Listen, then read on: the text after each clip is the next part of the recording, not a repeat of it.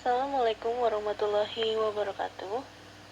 Di sini kami kelompok 1 akan mempresentasikan manajemen implementasi kurikulum. Sebelum presentasi dimulai, saya akan memperkenalkan anggota kelompok kami. Pertama, Arini Wijayanti, NIM 68. Kedua, Maizita Duyamanda, NIM 75. Saya sendiri Citra Septiani, NIM 77. Kemudian Muhammad Rashid Ridho, NIM 85. Lalu terakhir Suraida Baka, NIM 90. Dan untuk teman kami, sebelumnya kami mohon maaf untuk Muhammad Rashid Ridho tidak bisa mengikuti diskusi atau presentasi kami saat ini karena dia tidak bisa dihubungi sampai sekarang. Dan selanjutnya akan dipresentasikan oleh Suraida. Pengertian kurikulum. Kurikulum adalah seperangkat rencana dan pengaturan mengenai tujuan, isi, dan bahan pembelajaran serta cara yang digunakan sebagai pedoman penyelenggaraan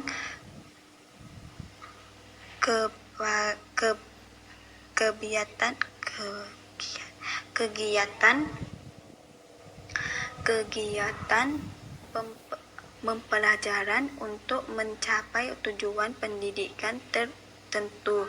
Tujuan tertentu itu meliputi tujuan pendidikan nasional serta kesesuaian dengan kekhasan kondisi dan potensi daerah, satuan pendidikan dan peserta didik. Oleh karena itu, kurikulum disusun oleh satuan didikan untuk memungkinkan penyesuaian program pendidikan dengan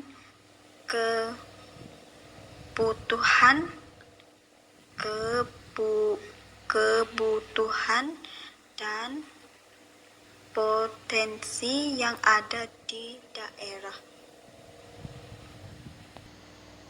Sejarah perjalanan kurikulum pendidikan nasional di Indonesia antara lain: 1. Rencana Pelajaran 1947. Kurikulum pertama yang lahir pada masa kemerdekaan memakai istilah Real Plan. Dalam bahasa Belanda, Real Plan artinya rencana pembelajaran. Perubahan kisi-kisi pendidikan lebih bersifat politis, yaitu dari orientasi pendidikan Belanda ke kepentingan nasional. Yang kedua yaitu Rencana Pelajaran Terurai 1952. Kurikulum ini lebih merinci setiap mata pelajaran yang disebut Rencana Pelajaran Terurai 1952. Jauzah Ahmad, Direktur Pendidikan Dasar Depdiknas periode 1991 sampai 1995, mengatakan bahwa silabus mata pelajaran jelas sekali, yaitu seorang guru mengajar satu mata pelajaran. Lalu yang ketiga ada kurikulum 1968. Kurikulum 1968 merupakan pembaharuan dari kurikulum 1964, yaitu dilakukannya perubahan struktur kurikulum pendidikan dari Pancawardhana menjadi pembinaan jiwa Pancasila, pengetahuan dasar, dan kecakapan khusus. Kurikulum 1968 merupakan perwujudan dari perubahan orientasi pada pelaksanaan UUD 1945 secara murni dan konsekuen. Dari segi tujuan pendidikan, kurikulum 1968 bertujuan bahwa pendidikan ditekankan pada upaya untuk membentuk manusia Pancasila sejati, kuat, dan sehat jasmani, mempertinggi kecerdasan dan keterampilan jasmani, moral, budi pekerti, dan keyakinan beragama. Isi pendidikan diarahkan pada kegiatan mempertinggi kecerdasan dan keterampilan serta mengembangkan fisik yang sehat dan kuat. Lalu selanjutnya yaitu kurikulum 1975. Kurikulum 1975 menekankan pada tujuan agar pendidikan lebih efisien dan efektif. Metode, materi, dan tujuan pengajaran dirinci dalam prosedur pengembangan sistem instruksional. Lalu yang selanjutnya ada kurikulum 1984. Kurikulum 1984 mengusung proses skill. Meski mengutamakan pendekatan proses, tapi faktor tujuan tetap penting. Kurikulum ini juga sering disebut kurikulum 1975 yang disempurnakan. Posisi siswa ditetapkan sebagai subjek belajar, dari mengamati sesuatu, mengelompokkan, mendiskusikan, hingga melaporkan. Model ini disebut cara belajar siswa aktif atau student active learning. Lalu yang selanjutnya ada kurikulum 1994 dan suplemen kurikulum 1999. Kurikulum 1994 bergulir lebih pada upaya memadukan kurikulum-kurikulum sebelumnya. Jiwanya ingin mengkombinasikan antara kurikulum 1975 dan kurikulum 1984 antara pendekatan proses, kata Mujito menjelaskan. Lalu yang selanjutnya ada kurikulum 2004. Kurikulum 2004 yaitu kurikulum yang memfokuskan aspek kompetisi siswa, maka prinsip pembelajaran adalah berpusat pada siswa dan menggunakan pendekatan menyeluruh dan kemitraan serta mengutamakan proses pembelajaran dengan pendekatan konstekstual. Lalu yang selanjutnya ada KTSP 2006. Kurikulum tingkat satuan pendidikan atau yang sering disebut dengan KTSP merupakan tinjauan dari segi dan proses pencapaian target kompetisi pelajaran oleh siswa hingga teknis evaluasi. Tidaklah banyak perbedaan dengan kurikulum 2004. Perbedaan yang paling menonjol adalah guru lebih diberikan kebebasan untuk merencanakan pembelajaran sesuai dengan lingkungan dan kondisi siswa serta kondisi sekolah berada. Lalu yang terakhir ada kurikulum 2013. Kurikulum 2013 atau K13 adalah kurikulum yang berlaku dalam sistem pendidikan Indonesia. Kurikulum ini merupakan kurikulum tetap yang diterapkan oleh pemerintah untuk menggantikan kurikulum 2006 atau KTSP yang telah berlaku selama kurang lebih 6 tahun. Inti dari kurikulum 2013 adalah ada pada upaya penyederhanaan dan tematik integratif. Kurikulum 2013 disiapkan untuk mencetak generasi yang siap di dalam menghadapi masa depan. Karena itu, kurikulum disusun untuk mengantisipasi perkembangan masa depan. Titik beratnya bertujuan untuk mendorong peserta didik atau siswa mampu lebih baik dalam melakukan observasi, bertanya, bernalar, dan mengkomunikasikan apa yang mereka peroleh atau mereka ketahui setelah menerima materi pembelajaran.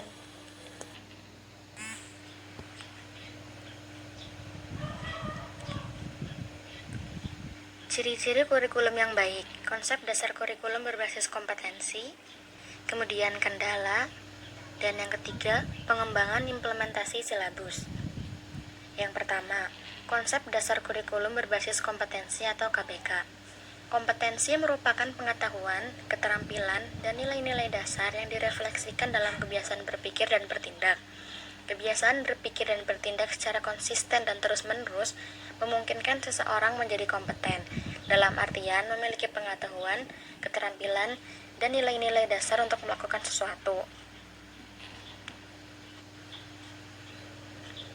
Rumusan kompetensi dalam kurikulum berbasis kompetensi merupakan pernyataan apa yang diharapkan dapat diketahui, disikapi, atau dilakukan siswa dalam tingkatan kelas dan sekolah, dan sekaligus menggambarkan kemajuan siswa yang dicapai secara bertahap dan berkelanjutan untuk menjadi kompeten. Kemudian yaitu kendala. Penerapan KBK bukan tanpa kendala sama sekali.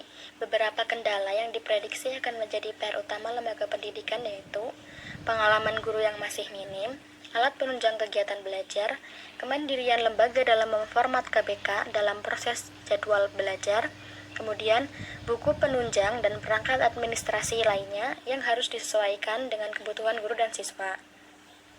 Kendala-kendala ini tentunya sebagai jembatan sekolah menuju hasil pendidikan yang memuaskan masyarakat, berkualitas, dan dapat dipertanggungjawabkan. Kemudian yang ketiga, pengembangan dan implementasi silabus.